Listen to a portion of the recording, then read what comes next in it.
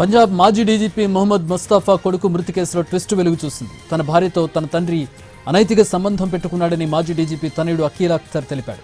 తనకు విషయం తెలిసినప్పటి నుంచి తనను మానసికంగా శారీరకంగా చిత్రహింసలు పెట్టారని వాపోయాడు. చివరకు చంపేందుకు కుట్ర పన్నారన్న వీడియో సోషల్ మీడియాలో వైరల్గా మారింది. పంజాబ్ పంచకులలోని మాజీ డీజీపీ నివాసంలో అక్టోబర్ 16న అఖిల్ విగతజీవిగా కనిపించాడు.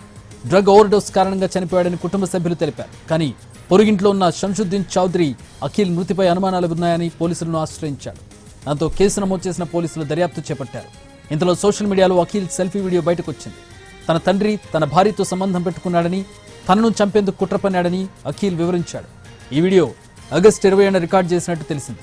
మామ కోడలి మధ్య అనైతిక సంబంధం పెట్టుకున్నట్టు బయటపడడంతో 2018లో భార్యతో విడాకులు తీసుకున్నట్లు అఖిల్ చెప్పాడు. ఈ విషయం తన తల్లి సోదరికి తెలిసినా మౌనంగా ఉండిపోయారన్నారు. తనను మానసిక రోగిగా ప్రచారం చేస్తూ రీహాబిలిటేషన్ సెంటర్కు పంపారన్నాడు. తన వ్యాపారాన్ని చేజిక్కించుకుని తనను హింసించడంతో పాటు తప్పుడు కేసులు పెడుతున్నారని బెదిరించారన్నాడు అఖిల్. అఖిల్ వీడియో ఆధారంగా దర్యాప్తు ముమ్మరం చేయాలని షంషుద్దీన్ పోలీసులను కోరుతున్నాడు.